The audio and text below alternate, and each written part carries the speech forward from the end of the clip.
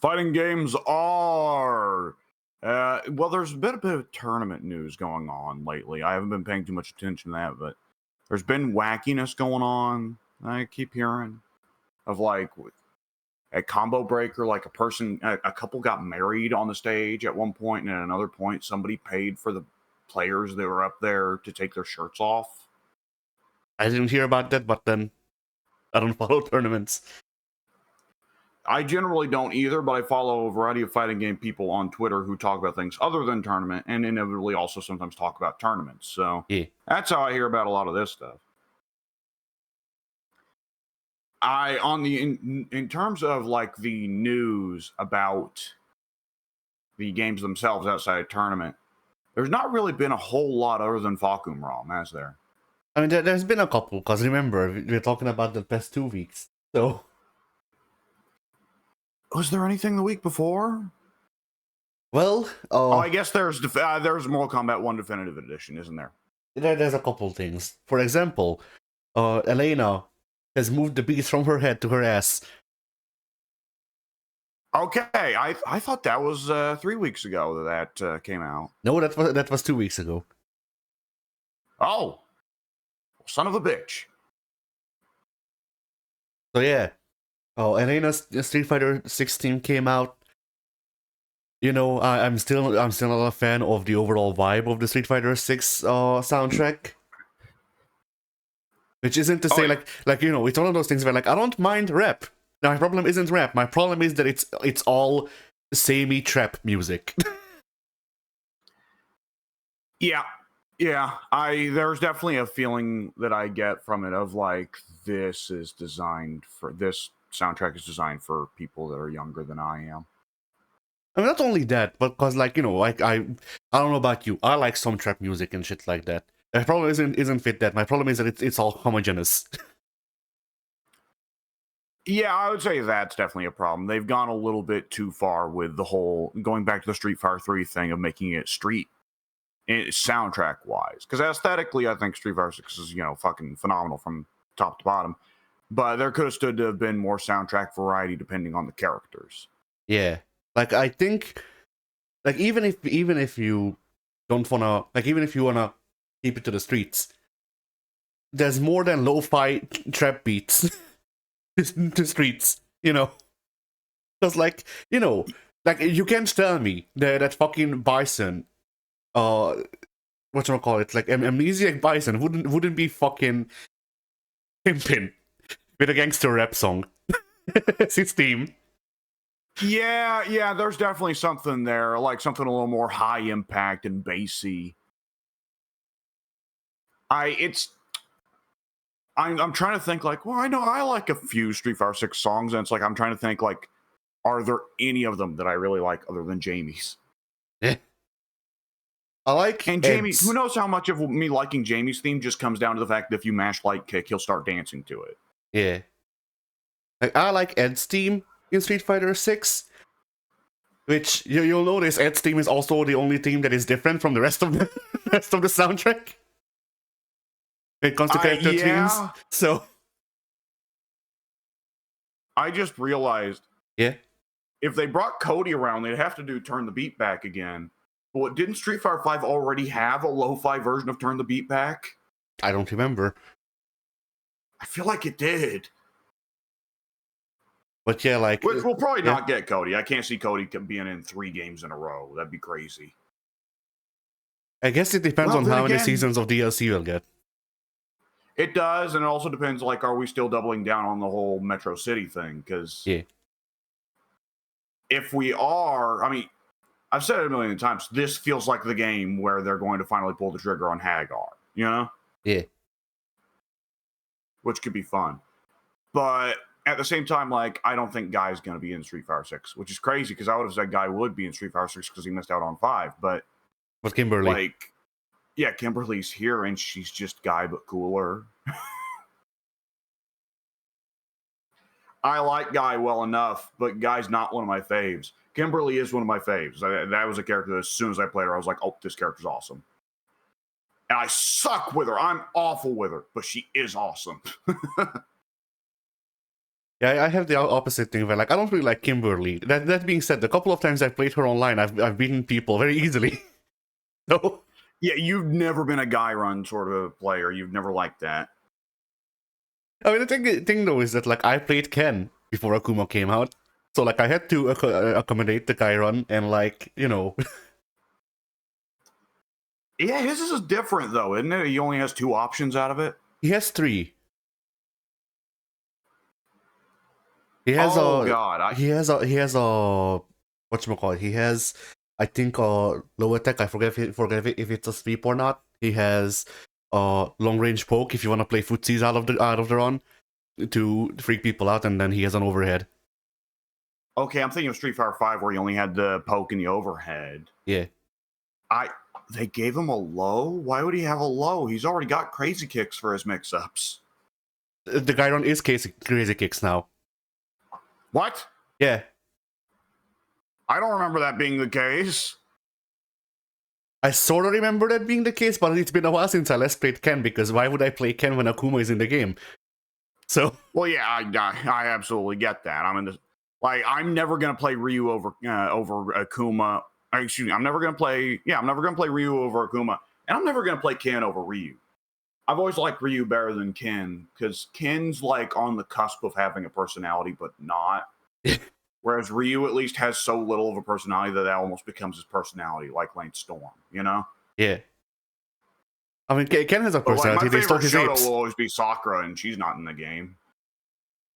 What'd you say? Ken has a personality. They stole his apes.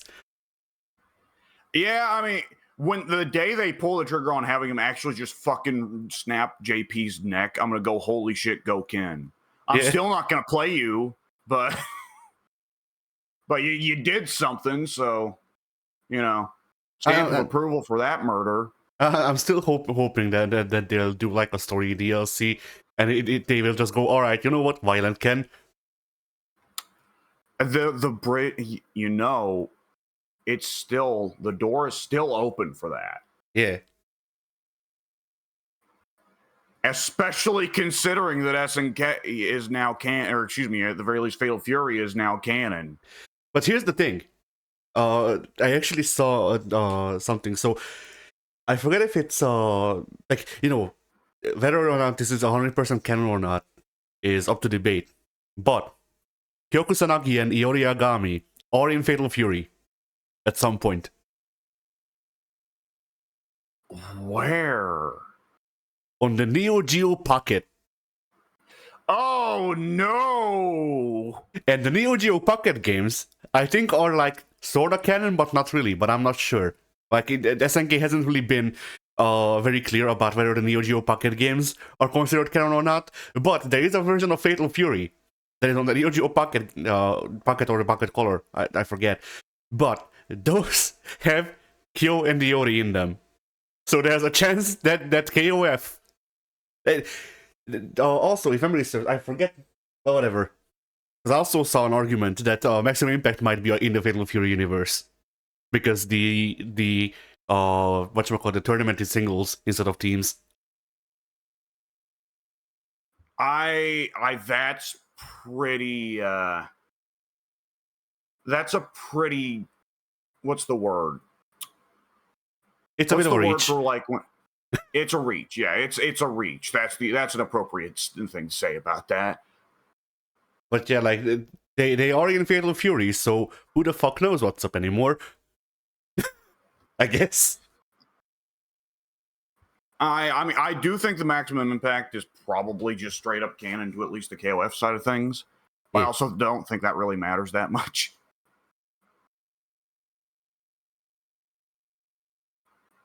Like, I don't see the Maximum Impact characters coming back just because they're so fucking weird, and like, who loved them? Who loved them? You know?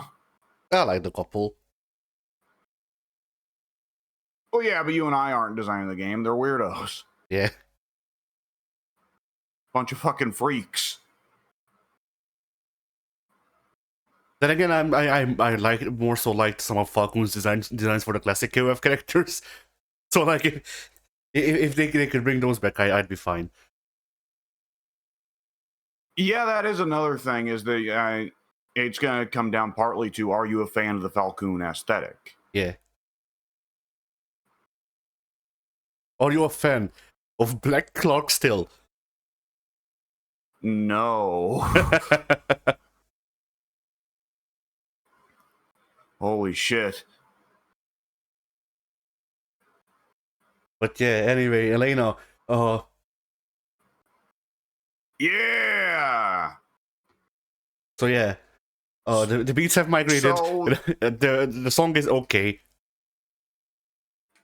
it's very lo-fi. I would say it's really just way too gentle for music I mean, to be that's playing in a fighting game. that's all of the Street Fighter 6 soundtrack.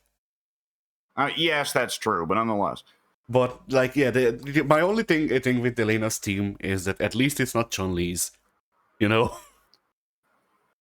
I can't even recall Chun-Li's.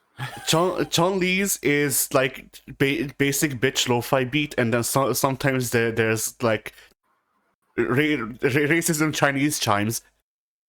Sometimes. I The guess. sound of racism. Yeah.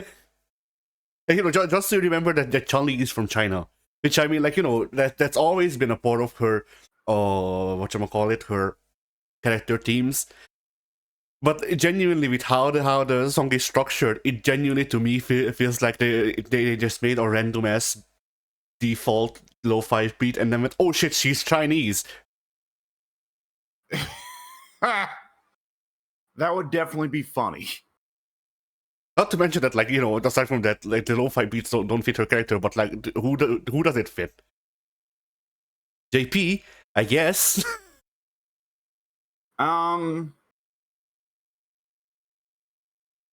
Ooh, who's street but also casual? That's a good question. Yeah. Jamie. Street Fighter He is not street. I simply do not buy that man as street.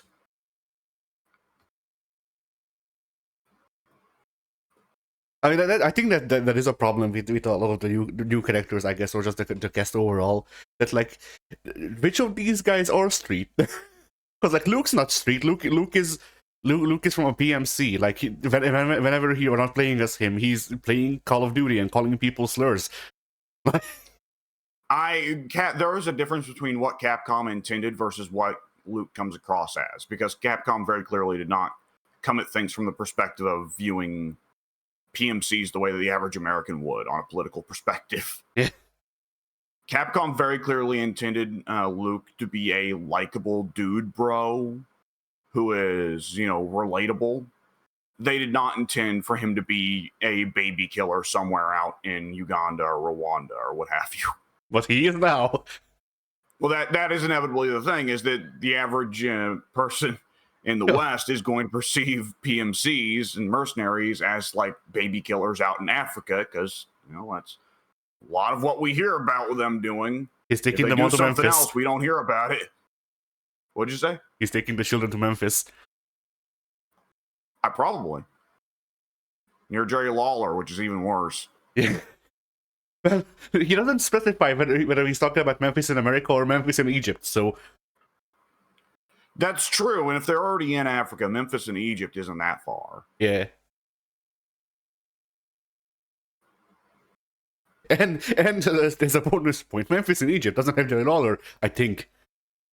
Yeah. I hope. You know, kind of think of it, who in the Street Fighter 3 cast was really street? Like,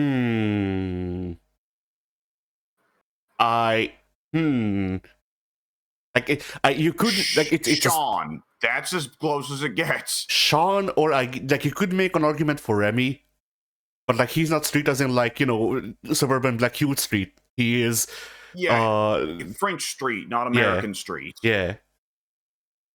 Brushing his hair with one hand, smoking a cigarette with the other hand, and talking about how life is meaningless, kind of street. Yeah.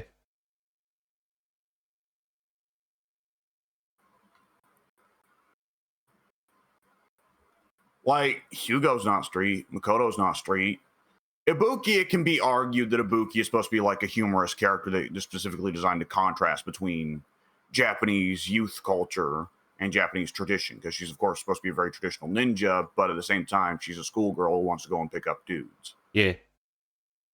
Well, I hope if they bring back Remy, which they won't, but if they bring back Remy, I hope that he just has like he just has an outfit that looks like Chrysalis for some reason. It's just never explained. I think we all know that the moment that G came out, Q went straight in the dumpster. Yeah. And Remy was born in the dumpster. He was born in it, molded by it. I'm someone at Capcom really just had that. You know how Ed Boon has had the philosophy for MK4 of we just have to get new characters in, even if they suck, even if we're just reskinning old characters. We can't have Kano, it has to be Jarek. Yeah. Remy feels like that, but it was before they even made Guile that somebody was like, the game's got to have Guile. We don't have any charge characters with projectiles and flash kicks. And they're like, okay, we need to put in Guile because he's just a fundamental archetype that it makes sense to have him here. And someone else said, it's the new gen. We can't have Guile here. If we have more than 5 returning characters, then it's not the new gen. Just make Guile an effete Frenchman. And that's how we got Remy, and we will never get Remy again. Yeah.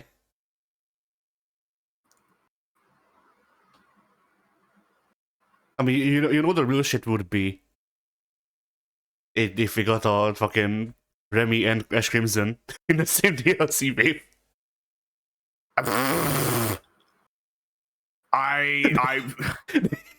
They post, like, instead of announcing the entire wave of DLC characters, Capcom just posts, like, fan art of them kissing. Like, I don't buy Remy as... Yeah? I don't buy Remy as gay. He's French. Like, even if he's straight, he wouldn't say no.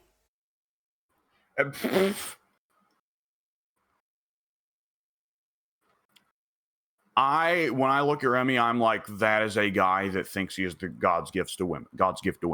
Yeah. There's just a difference in the way that he carries himself from Ash, you know?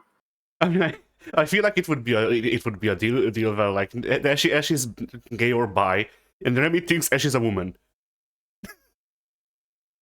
Maybe it's just me, but I was kind of got that Ash's relationship with Elizabeth being seemingly platonic is supposed to be an indicator that he's gay.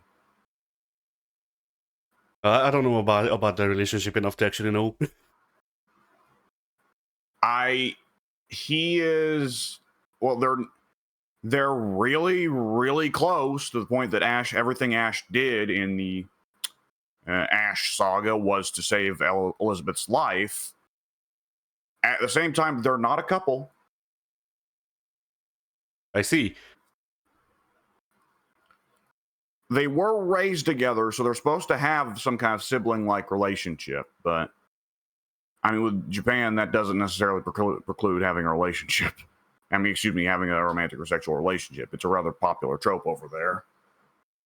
It's a rather popular trope everywhere from people's searches, apparently. Sadly. Well, yeah, that's true, but here in the States, we save it for Pornhub and we don't put it on TV. Yeah.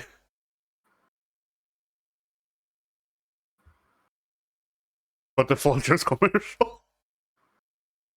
That one, somebody did not understand tone. I mean, with that one, I heard that it was a remake of an older commercial where the girl actor was a lot younger, so it made sense and wasn't creepy. And then they remade it in the 2000s, and they, for some reason, chose 2 actors to play the parts that were similar in age. Yeah. Still pretty weird. Yeah.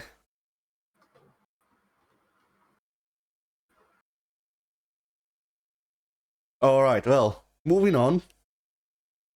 Do we want to talk about the Elena gameplay they've showed off? Sure. Because it looks like they just gave her kit she's always had plus KOF dodge. Yep. Like, not only KOF dodge, but they gave her a Rashid-like dodge where it's a stance too. Oh, right. And they made it where one of her classic moves is now done from that. Which one was it? I don't remember.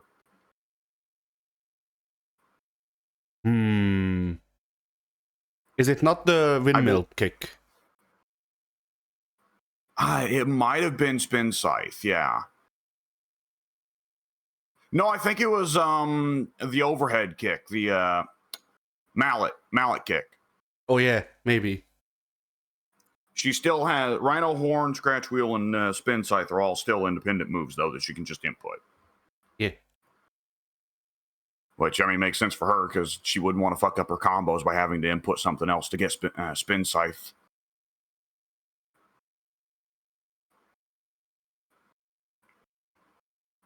Yeah. Other than that, boy, every bit of footage they show continues to show off, like, oh, giving her this hair was a mistake. Yep. I was also gonna move on to that. Like, when they showed her game face poses, it's crazy, the difference, isn't it? Yeah. You know what? It's fine. We'll get her a new outfit with new hair in 2030. I mean, we still have her classic Street Fighter 3, Street Fighter 4 attire, so it's not the end of the world. But yeah, I mean, it's so great because we were both there for Street Fighter 5. I was there for most of its lifetime. You were there for half of its lifetime. And we both remember the deluge of costumes they added to that fucking game. I don't remember because my guy didn't get any fucking costumes. Well, yes, that's true. Akuma was in the same pit as Dalsim and Ken, which that never made sense to me. Akuma, okay, he doesn't get any costumes because he's too cool for them. He's too edgy. We want to preserve his mystique. Dalsim doesn't get any costumes because holy fuck, why would we ever want to animate that? Why didn't Ken ever get any costumes? He can become Dante. Yeah, that's true. But even then, Luke can become Nero, and like Luke's powers fit Nero more. Well, I come to think of it, Ken and Dante had the same voice actor at that point, so. But they should have given Ryu a Virgil outfit.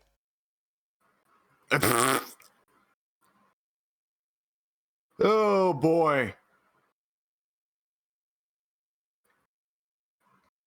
Yeah, the continual inexistence of costumes. There was some explanation for it, wasn't there? Monster Hunter. Like the way that their dev team works. Monster Hunter. Oh God, that's right. Well, I can tell you, the costumes are not going to get prioritized over Monster Hunter. There is no planet on which Street Fighter costumes get prioritized over Monster Hunter.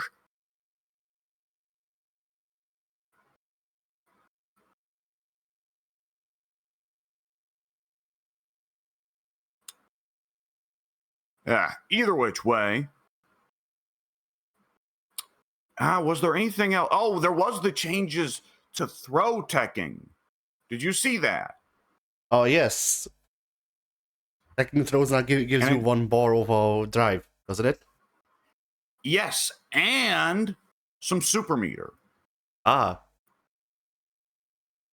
So that doesn't prevent throw loops from existing. Throw loops are still going to be a thing. That is worth noting.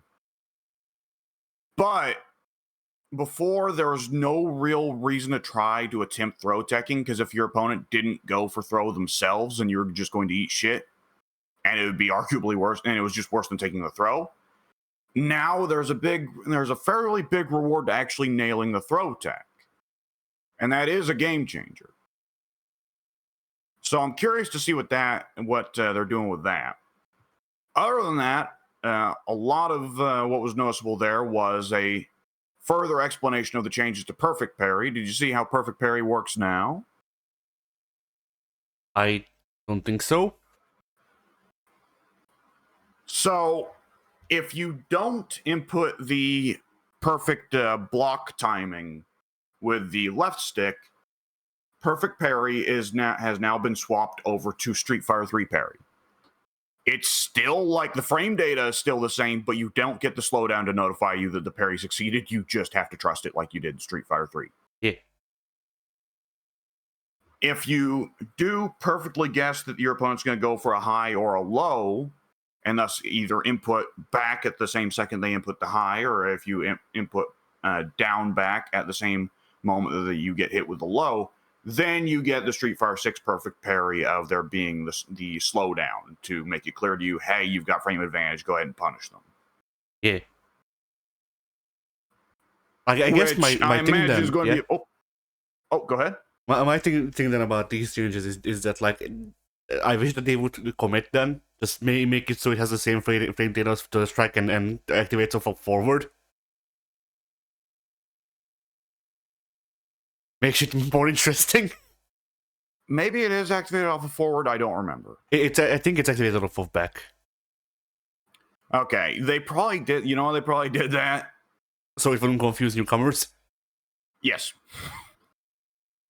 Which, for however cool Street Fighter 3 is, it will never escape the curse that game just was like casual bait in so many ways. I mean, excuse me, casual poison in so many ways.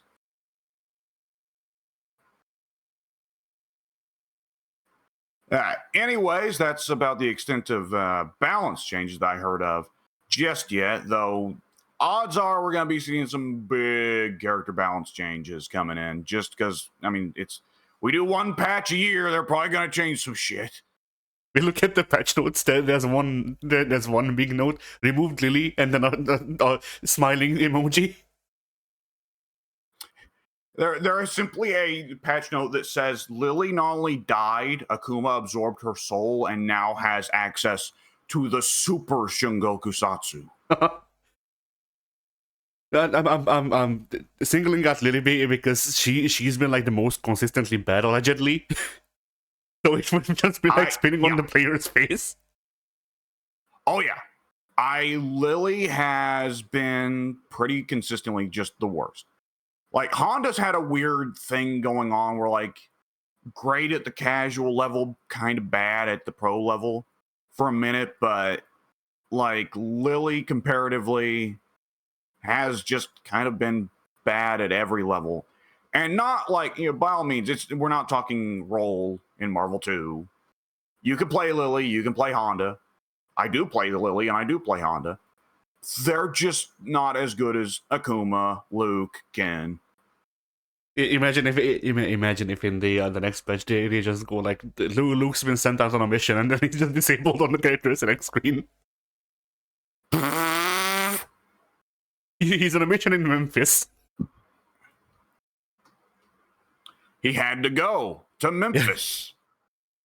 He told us so many times and no one was paying attention. It's crazy.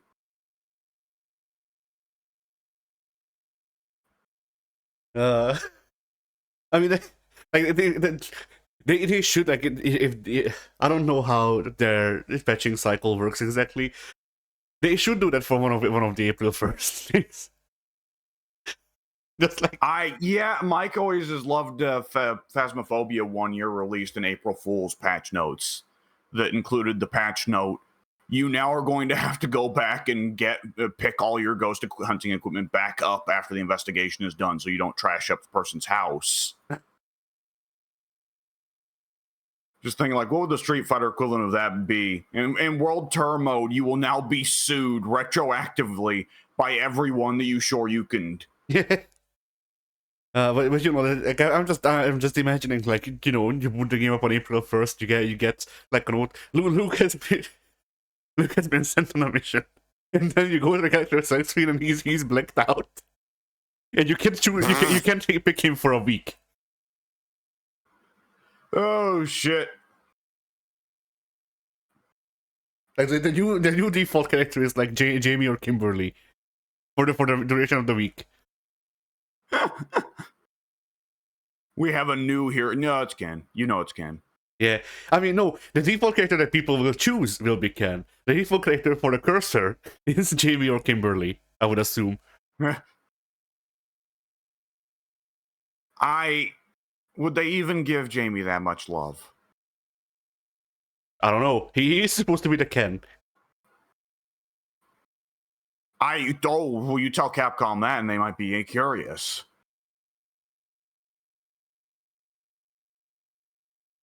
But yeah, I guess moving on. Corridor has been trying to reach Ruffle House. They are not picking up his calls. Understandably, and I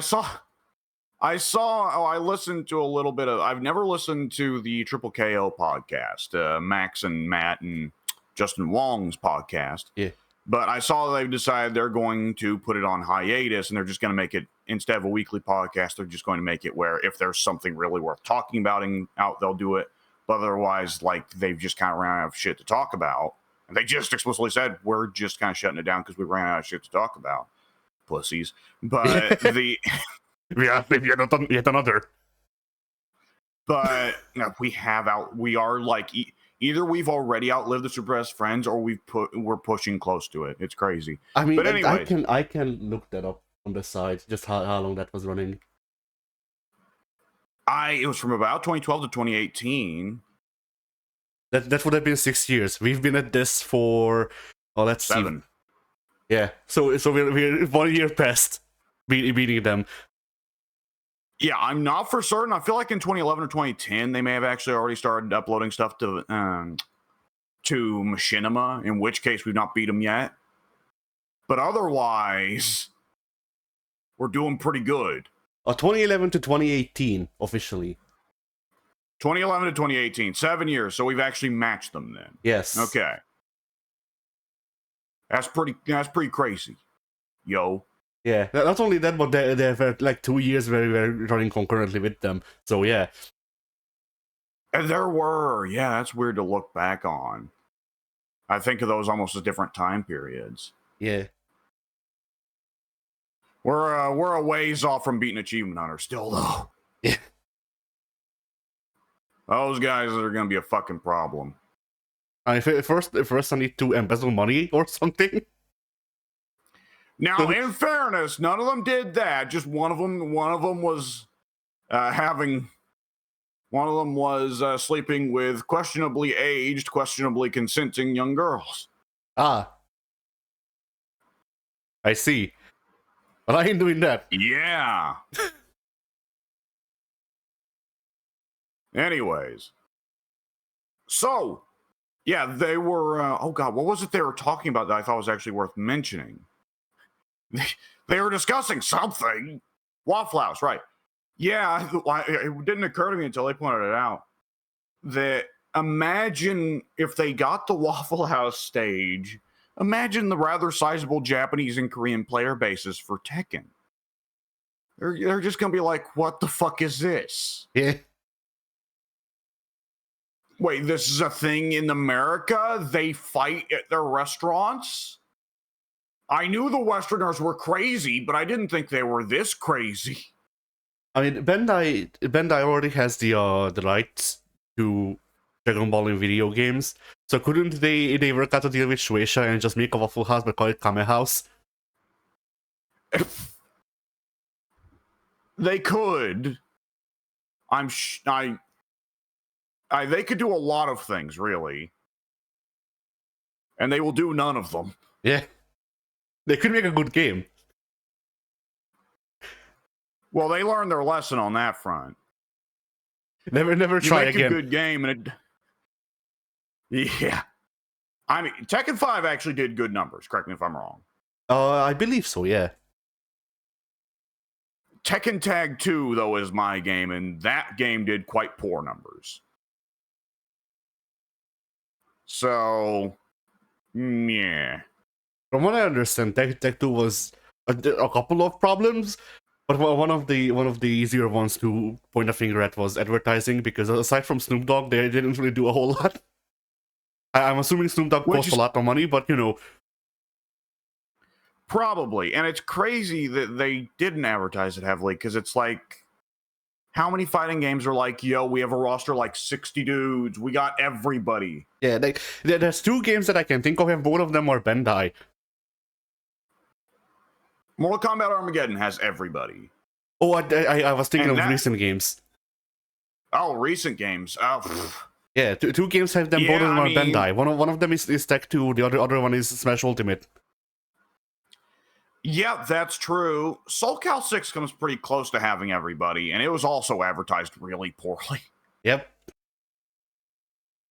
I didn't occur to me until I was listening. It's convenient. I was just hearing them talk about this as well.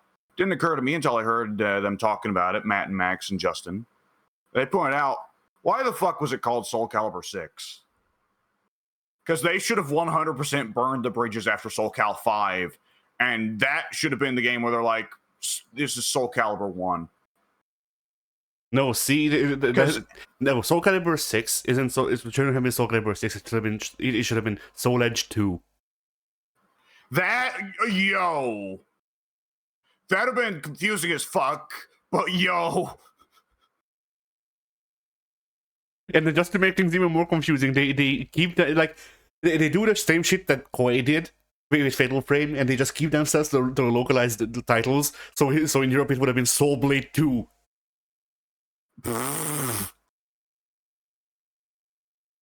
Ugh. We just need to make it clear Soul Calibur 5 sucked. We know. Yeah. And like Soul Calibur 6, like if you move past the fact that it's numbered 6, Soul Calibur 6, to my understanding, largely that the point of that game is Soul Calibur 5 was bad. We know. More or less, yeah. And then they went ahead and went like, okay, but what if we added this clash mechanic that takes control away from you every 2 seconds? I have not sat down and actually played Soul Cal 6. That day that I said I was going to, Mike was like, yo, we need to play this. And I was like, okay, I have not played with you in like 3 weeks, so I'll do that.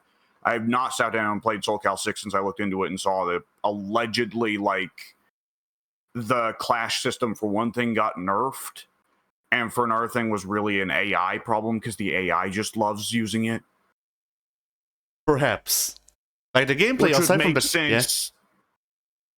I was just going to say it would make sense that Bamco is like, yo, we put this new mechanic in, program the AI to use it all the time so the players can see how cool it is. Yeah. But I mean, like, it's funny because, like, so far, this clash system has lost them 2 sales from me. Because, like, Oh, God, Tekken has it, doesn't it? Yeah, so Soul Calibur 6, I played it through Game Pass or PS Plus or whatever, I forget. I played it, and I went, hey, this game is alright. And then the clashing happened, and I went, no, you know what, never mind. I'll maybe pick this up when it's like $10 with all of the DLC. It hasn't gone for $10 with all of the DLC yet. And then, yeah, I got the game itself for $10, but each season of the DLC will run me another 10. And then Tekken 8. They have character-specific intros. That's cool. I like that. The new designs suck ass, but whatever. That has been worse.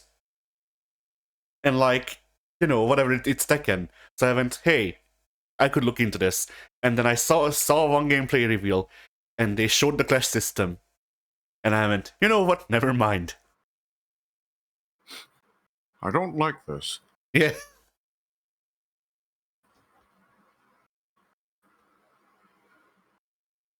Oh boy. So yeah, then SNK is fucked. but going on into has there been further news about that? I thought we talked about that. We talked about it in a video that will come out in half a year. So oh, that's right. So SNK okay, CEO, yeah, we can talk about it now. Yeah, SNK CEO has stepped down from the lore. From the lore, he's no longer a part of the lore. I guess that's the way to put it. He stepped down from the role, and will be in an advisory role continuing forward. Which is to say, that City of the Wolves flopped. Yeah. And there's a lot going on there, right? And there's going to be questions of, okay, what was the intended audience? What was the intention behind several of these choices? And there's also going to be the question of, what personally stopped you from buying, what personally stopped me from buying, and how much of that is effective to the generalized audiences or is just specific bugaboos that piss me off or piss you off. Yeah. So there's a lot to unpack there. Yeah. So where do we begin? Good question. I guess we could start off just simply with what was it that made you and me go like, no, not buying. And I think I'm going to guess that what stopped you from buying has a specific name that may rhyme with Nonaldo Perhaps. Pistiano. Yeah. Yeah, so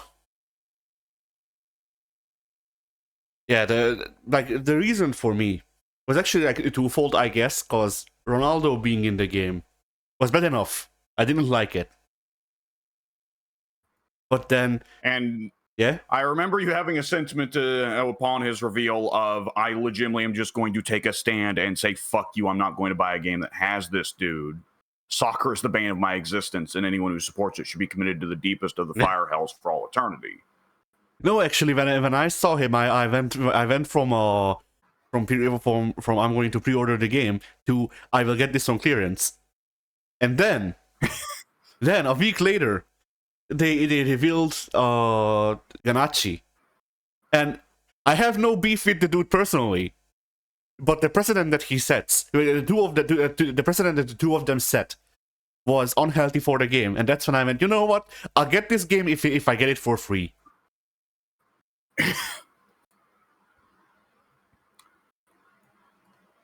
Because yeah, go ahead. Oh, go ahead. All right, so yeah, like to me, having one like real life person guest character is bad enough, but whatever, I can look past it. Like, it's one of those things where like I don't like Geralt of the Riviera either, but he's in Soul Calibur 6. I don't have to play him. I can ignore him for the most part. Then Soul Cal starting with 2 became a, hey, look at these guest characters franchise. Yeah, which Mortal Kombat is now also in the pits of. Yes, and for every bit that I think it's cool to have the SNK dudes pop up in Street Fighter, I only want SNK dudes popping up in Street Fighter. Yeah, like I think that's one of the banes with at least with real life people, because like with other games, if as long as the IPs aren't a major mismatch, like if Capcom announces that, hey, here's Elena, also Soul Bad Guy is coming to Street Fighter 6, like. Oh man, it'd be real wacky. It would be really a dumb, nonsensical franchise. Ayane from Dead or Alive. No. It would be, imagine if they were like stupid enough to go like, okay, Guilty Gear needs a guest character. Let's get somebody from Cyberpunk. Could you imagine?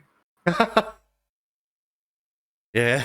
That'd be so fucking dumb. But yeah, like, when it comes to like, when it's fighting games collaborating with other fighting games and the IPs themselves aren't too mismatched from each other, I'm fine. Like Akira Yuki showing up in Dead or Alive, or Akira Yuki showing up in Tekken, if he were to, I'd be fine with that, because I can believe Akira Yuki existing in this universe. Yeah. Like Heihachi being in Soul Calibur 2. Well, Tekken throws a curveball to everybody, because Tekken's got World War III going on, and they're blowing up cities and shit. True. Because, like, the thing is, you can put Akuma in the Tekken universe, but you can't put Tekken in the Street Fighter universe. Yeah. It just wouldn't work. But yeah, so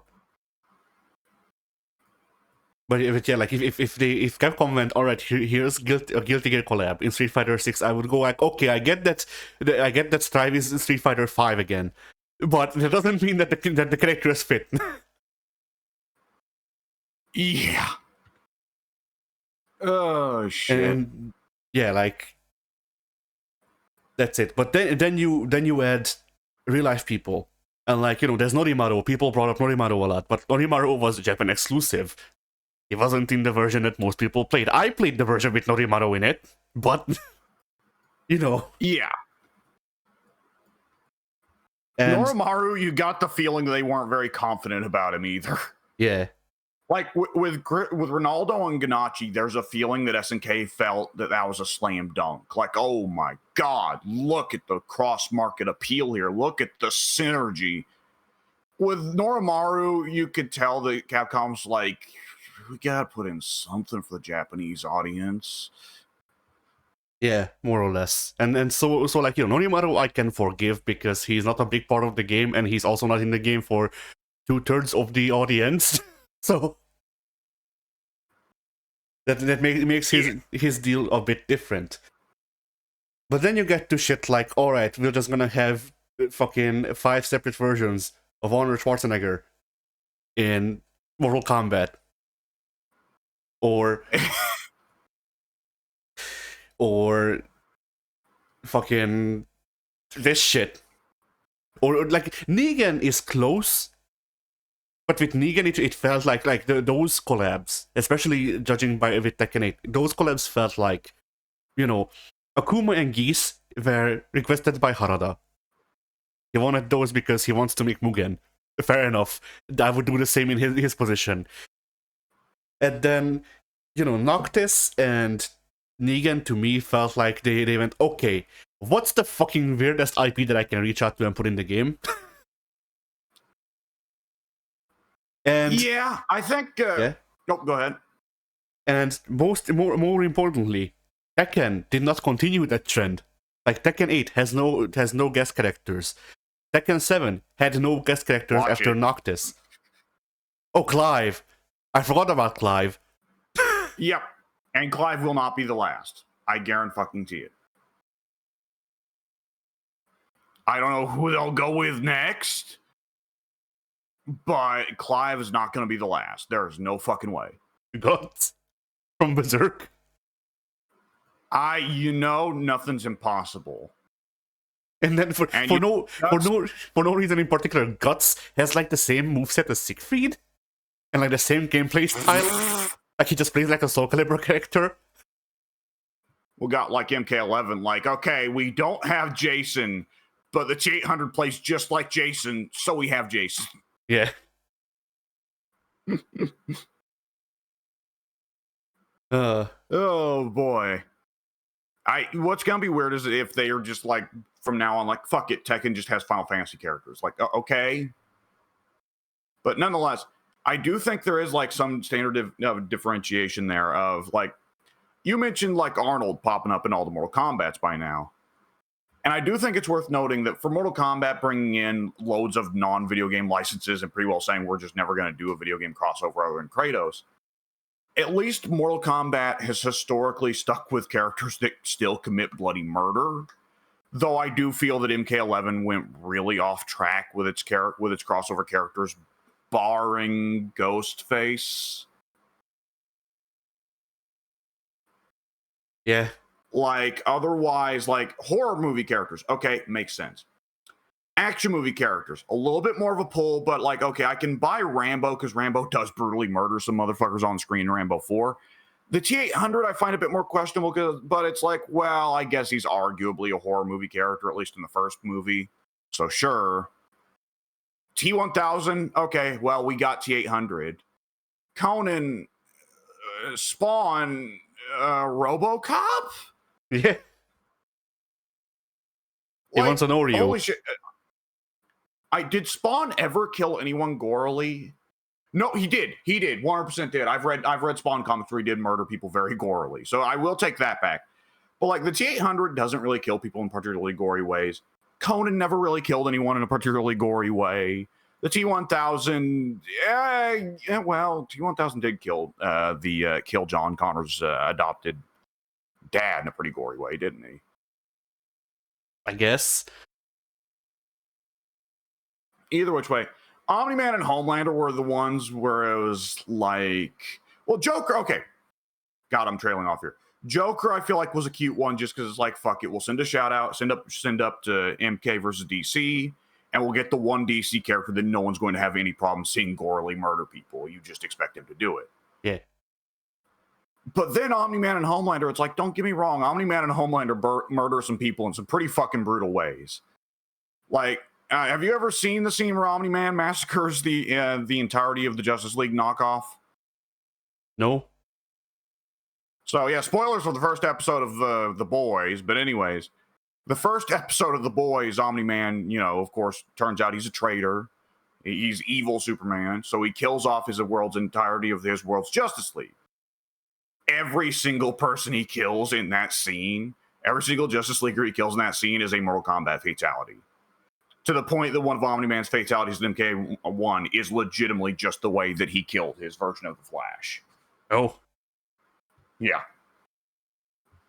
Anyways, MK, they've definitely gone off track, and I feel like if they're going to just go straight to MK13, which they very well might, that's another subject we'll get to in a little bit.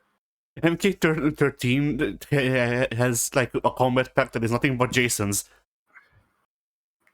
I was just about to say, they need to just fucking suck it up and get licensed characters they've got before. No one is going to complain about seeing Jason again, or Freddy again, or Bubba, or Predator. No one's going to complain about seeing them again. Like, and it's better than, like, are they going to just push for, like, the most minor characters they can get now? All right, horror movie pack, are you ready for the Tall Man and Ginger Snaps? All right, combat pack 2. It's Pennywise.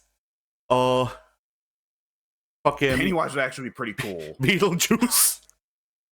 Pennywise would be too cool. You have to take that one back. That one's not funny. He would be the Shang Tsung of that roster. Maybe. But yeah, like it's Beetlejuice, the Bye Bye Man. The the Babadook. Slender Man. And Jeff the Killer. There you go. Wait, also at the Boogeyman from those movies. I can very much see them doing Slender Man. I mean, if they do that, I would hope that it would be like a combat pack of nothing but like internet horror bullshit. So it's just like Slender Man, the Rake, Smile Dog. What's the SCP that's the statue that they can't use that design anymore because the artist sued? 390 something, I think. I don't know. I'm not really big on SCP. Oh, God. Well, there's no way we're going to get into the SCPs now. That'd be the rest of the podcast. Yeah. But anyways, to get back to the SNK thing. So yeah, the crossover characters, that's one thing that went on. That it felt like they thought that would be a slam dunk. The issue was Ronaldo. Okay, Ronaldo's here for the South American audience. Except he's not, so we're going to sell the South American audience. What? Except he's not, as it turns out. Like I heard. Well, that's... Yeah. Well, that's going to depend on what you hear. I mean, not to turn this political, because Lord knows this can get very political very quickly. But with a lot of discussion surrounding Ronaldo, it's going to very quickly turn on various social medias. This guy could never have been marketable to anyone, anywhere, anytime, any place, because he did a bad thing. And it's like, no, scumbags are still very popular in several parts of the world. Yeah, I mean, from what I heard, the response in South America, like the response where he was supposed to be targeted at, was either dislike or meh. Like nobody seemed to be jumping out of their seats to play as Cristiano Ronaldo in Fatal Fury. Well, here's the thing. Yeah. Did I not hear correctly that Fatal Fury Series of the Wolves doesn't have regional pricing? No, it does not. There you go. You're not going to sell in South America without regional pricing. Because the average dude in South America is not going to spend 4 weeks' wages for your video game. It's just not going to happen. They can also put in celebrities that appeal to the Martians, but the Martians don't have a way of playing the game either. So what's the point? The next Fatal Fury character, Martian Manhunter, he's here. That'd be too hype, and Mars people would also be too hype. We're just gonna go with a tripod from fucking War of the Worlds, and it's gonna be too big to fit on the screen. Imagine if they just ported Martian Manhunter for me just this one. Just 1-to-1. Oh God! Like, Jesus Christ! I mean, you can. How many characters in fighting game history have a full screen overhead that's safe and starts a combo meterless? I don't know. It's not a big list. No. So probably need to fucking contain that motherfucker like the plague.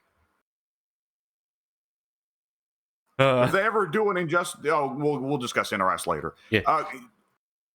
So there's in the West, people see Ronaldo and Ganache. Like, okay, City of the Wolves was no matter what going to be niche, because in the West, SNK's games have always been niche, or excuse me, and at least in the States, they've always been niche. There are parts of Europe where they do well. And the decision to basically let's be faithful to that niche audience for 99% of that roster, and then let's kick them in the teeth with those last two. Yeah. Is the bit that's a twist. Because if they were trying to make the game more popularized, they failed.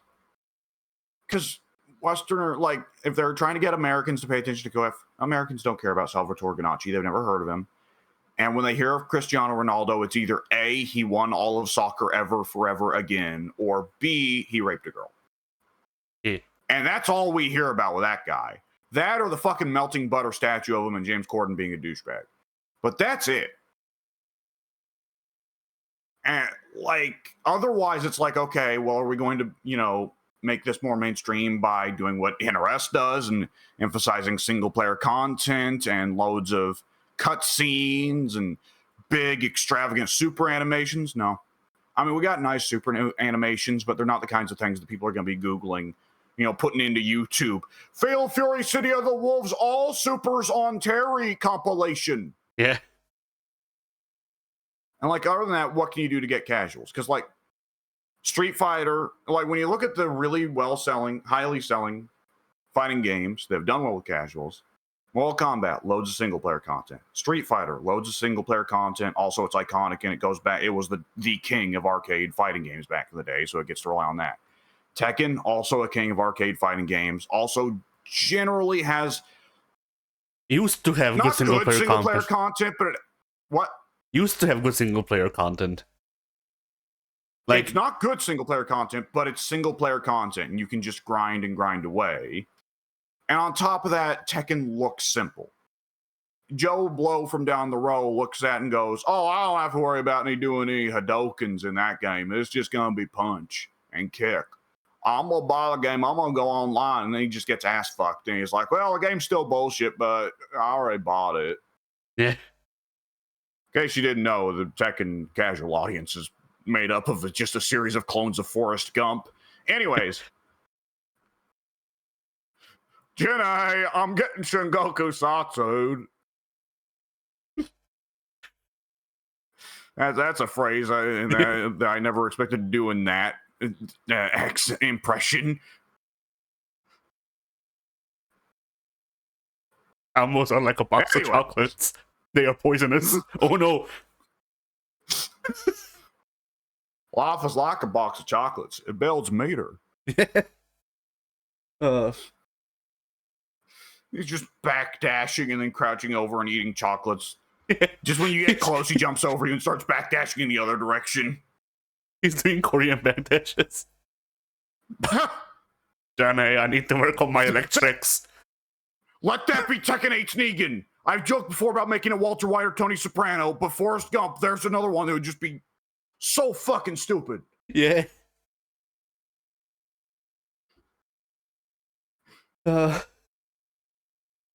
Jenny, why is Brian's sweep so good?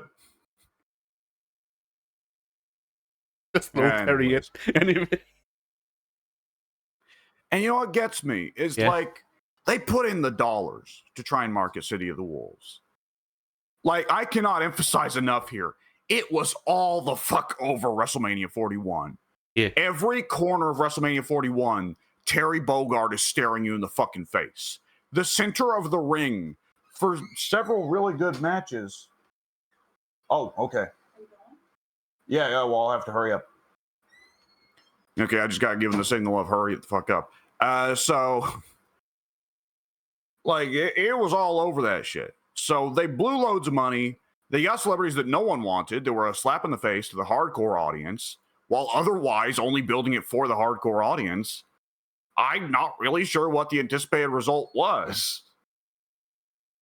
And the anticipated result, I would assume, was the hardcore audience will just buy the game regardless, and then we'll get all of the people who like soccer to buy the game, except the people who like soccer don't care about fighting games, they care about soccer, and the hardcore audience doesn't like soccer.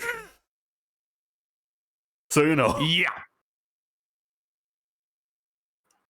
That is always a major pitfall to hit for the marketing guys, the assumption of we have a hardcore fan base, and hardcore fan bases will always tune in. You can't scare them off. You can piss them off, but they'll still buy. They'll just buy angrily. And there's a difference between angry, I'm going to go rant on a forum, and angry, I'm going to not buy this game. Yeah. Yeah, all right. So, do we want to hit Mortal Kombat real quick and see if we can speed run Mortal Kombat 1 Definitive Edition being announced? Sure. So Mortal Kombat 1 Definitive Edition was announced. It's going to come with all the bells and whistles. It's going to have all the DLC. And it is, for one thing, it's a really flavorless, sauceless title, isn't it? Definitive Edition. Why is it not Complete Edition with a K? They've done that before. It was fun and it was Mortal Kombat-y. Mortal Kombat 12 Bankrupt Edition. Mortal Kombat 13, David Zaslav is going to behead Ed Boon if this doesn't sell a cajillion copies edition. Yeah. Oh, boy. So, if I were to hit the speed run of this, the quick and simple is, I think this is tragic because MK1 is a fantastic game, and I don't have a lot of confidence. I worry that their lesson they're going to take from this is not going to be the lessons they should take. Oh yeah, it completely. Like, Mortal Kombat is currently in its Soul Calibur arc, and you should look at Soul Calibur to see where the arc leads. There is at least more money being thrown around than that, and at least the dude who made Mortal Kombat a success is still here. But for how long? I just worry, like, so there are some things that the marketing guys can be perfectly ignorant and say that the overfocus on MTX was not the problem, and we will continue to we will stay the course on that front. I anticipate that to be the case. This is the rare instance, though, where we won't have, like, there's a lot of games that are really good and don't work. And we're worried that the takeaway by the boys up in corporate is going to be, well, there wasn't enough MTX. Like, well, don't worry about that, boy, because MK1 wasn't lacking for that. Yeah. The question is their takeaway going to be MK1 didn't work because there wasn't enough single-player content, which is the truth? Or is their takeaway, and what single-player content there was felt really bad? Or is there takeaway, and on top of that, the story was just a kick in the teeth. It was stupid fun at times, but it was a kick in the teeth because the Kamidogu did, in fact, kind of come back. Anyways, like, are they going to recognize there was the lack of single-player content, or are they going to go, game too complex, scary? Game too complex, scary. You should have one button. It should be punch. It should pay me $5. It should pay me $5, and if they press it, they should just win. Yeah. Oh man. I mean, in a sense, they kind of go down that road with the easy fatalities button, but like, MKX was the only game where the easy fatalities thing was like a like a really vaunted resource that you couldn't get loads of without paying. Because MK11 and MK1 both just kind of just give out easy fatality tokens like candy. Yeah, because it's whatchamacallit, it's premium models, so you get one freemium resource, so to lull you in, and then once you get used to it and you run out, then you buy more. Yeah, it's still just really kind of questionable though. Anyways, so there's the talk to be had, like, okay, I guess, well, we're probably partly going to know what NRS is up to, like, in, like, I don't know, 3 or 4 months. Because they're probably not going to keep NRS asleep that long. Yeah. And we don't have enough time to really say, like, okay, well, what do you want out of NRS now? But fucking Ed Boon is wheeled out. He's in a wheelchair. Yes, he's like, you know, halfway, whatchamacallit, like he's half in a coma. He has one of those computers hooked up. Like Zaslav had him beat so hard, and then he's wheeled out, and he goes, "I am proud to announce Street Fighter 3."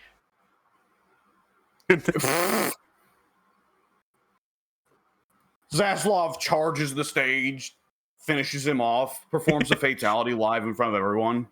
Yeah. So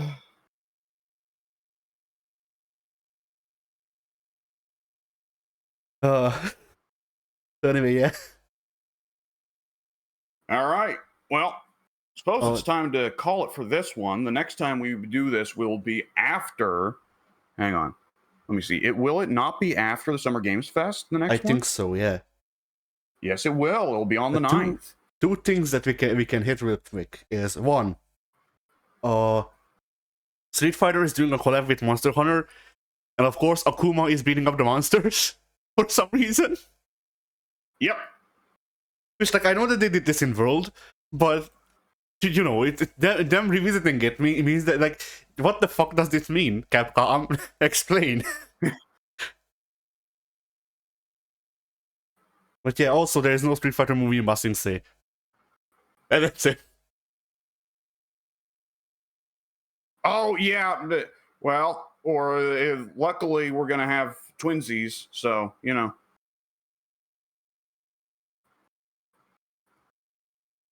And which Street Fighter is the tribal chief? Sakura. Yes. Is she Roman Reigns as Sakura?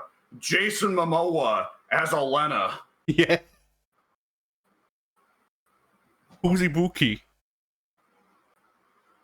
Oh god, we need a third Polynesian dude that looks like that. Oh Jesus. The Rock. No, The Rock doesn't look like that. He wishes he did. No, but do you expect him to not fucking feel like he fits the role? No, I've got it. So Jay Uso is Ibuki, and Jimmy Uso is Ingrid. Sure. Who's Karin? Oh God, do they have any long hair? Yoko. I don't think they can get Yoko into the booth to do Karin. They'll do anything they have to.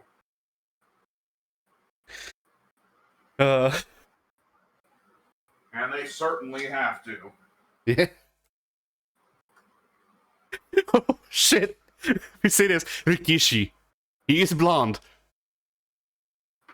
Oh. Which is the only requirement to be able to play Karin. You're not wrong.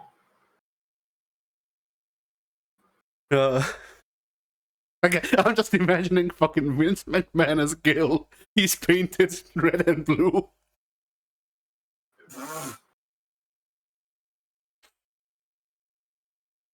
Oh, anyway, yeah. All right, I gotta hit the road. Yeah. Fighting is where I suppose.